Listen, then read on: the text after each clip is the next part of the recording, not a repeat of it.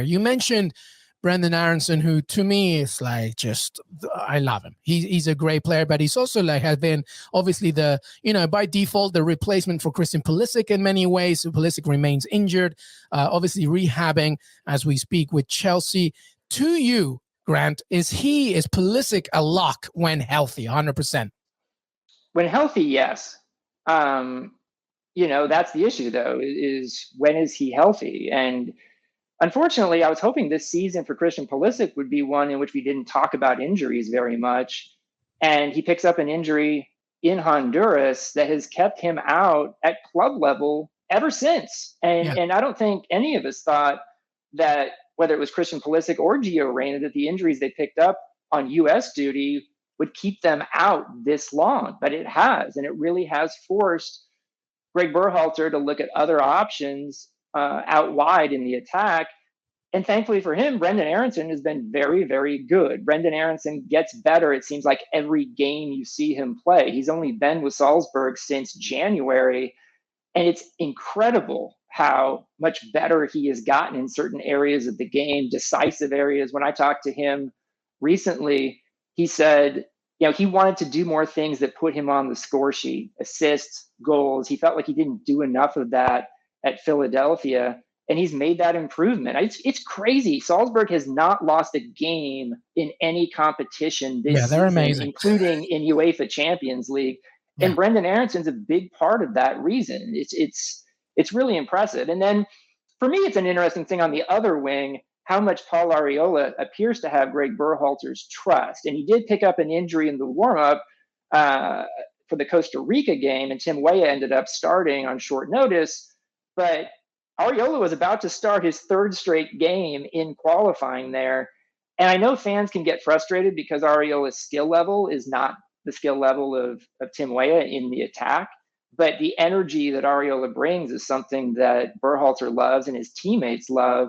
And that's been a useful thing. So we'll see how those decisions get made moving forward in this next window. I thought Weah obviously played a pretty good game and was the author. Did he ever get credit for that, for the game winner against Costa Rica, or is it still an own goal? But I think it's still an own goal, but we also forget that it was his switch of play to Yunus Musa that delivered to Sergiño Dest to get that winner. So to your point, though, he was a major contributor in that game. And we're going to be talking about this roster as we move on. But I did want to go back to Pulisic because I'm wondering, before the 2022 World Cup, let's say all things go the way that they should, do you think that he needs to get out of Chelsea at this point? Because Mason Mount obviously doing his thing.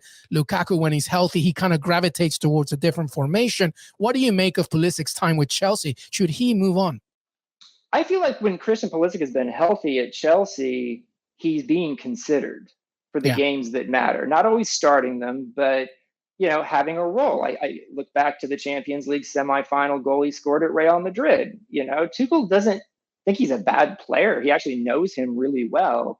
And Christian Pulisic, based on the injuries he's had, if he was at any club, he wouldn't be playing that much due to the injuries. So I think it's more the injuries than it is anything Chelsea's doing. I just wish for Christian's sake that he can get some time, sustained time without injuries, and show what he can do and build consistency. Because, I think right now he's played 2 of the 6 U.S. World Cup qualifiers.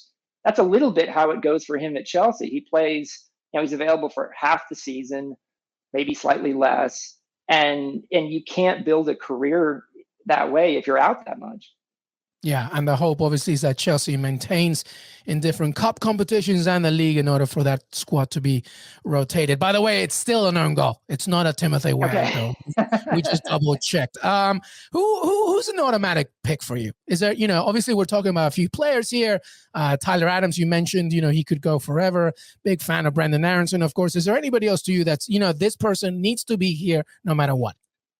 I mean, Tyler Adams is the guy. I mean, the most indispensable player for the U.S. men's national team. And I would add that he should always play in the central midfield.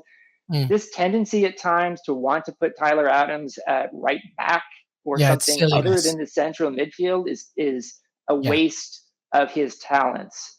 And we saw that with Gregg Berhalter doing that in Honduras. once he switched Tyler Adams centrally is when the floodgates opened, combining with Honduras getting really tired in that game in the second half. But you want Tyler Adams in the central midfield. And I do think we've noticed now, we have some sample size to see this, that a central midfield of Tyler Adams, Weston McKennie, and Yunus Musa, that's the three that you want. 100%. And Musa plays a lot better when he's got Adams and McKennie next to him, and things just seem to flow much better. There's the passing connections are there. And then when we saw Musa play in Panama with a different central midfield, he had a rough game, I think. So that to me is a big one. And to me, Sergiño Dest is a guy that needs to be on the field, but the questions are increasing about where should that be? In the past for the U.S., it's always been either at right back or left back. Now we see Dest playing as a winger, much higher up the field for Barcelona. Is that something that Gregg Berhalter should potentially consider for the U.S.? I mean, when you play Dest at right back, he typically has Areola on the same side, in part to cover for Dest, because Dest is not much of a defender. But if you have Dest higher up, maybe you don't need Areola there. They can get Yedlin at right back.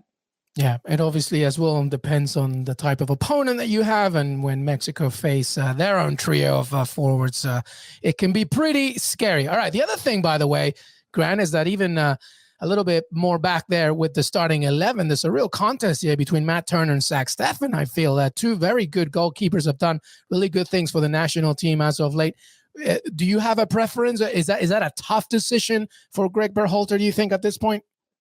I think it's a tough decision in the sense that they're two very good goalkeepers. And we all saw the first game after the window, Zach Steffen started for Manchester City in the Premier League, had a good game. And so, I mean, at the same time, Matt Turner's playing regularly for his club team. Yeah. Zach Steffen is not. And so it does get down to reps. For me, if Steffen is only playing 1 out of 5 games for Manchester City or 1 out of 8 games, that's not good enough. He needs to be playing to be the starter for the U.S. I wish we kind of failed as a media group post game after the Costa Rica game.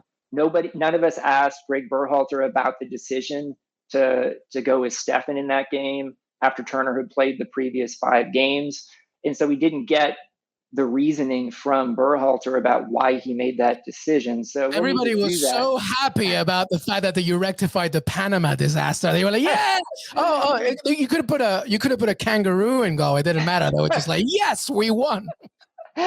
So I would like to know more about Gregg Berhalter's just sort of his reasoning, because I think we might learn something about how he plans to do this moving forward. I personally am not a huge fan of platooning goalkeepers like every other game.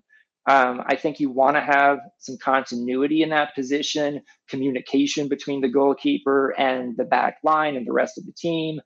And I think Matt Turner's done a terrific job in MLS. He's also done a good job for the national team. I know some people were like, well, they lost the Panama game. He could have done maybe a little more coming out on the goal that Panama scored on the corner. That was mainly a defending error by the field players. Yeah, it was marking a short corner, yeah. And we all know that Turner's footwork is not as good as Zach Steffen's, but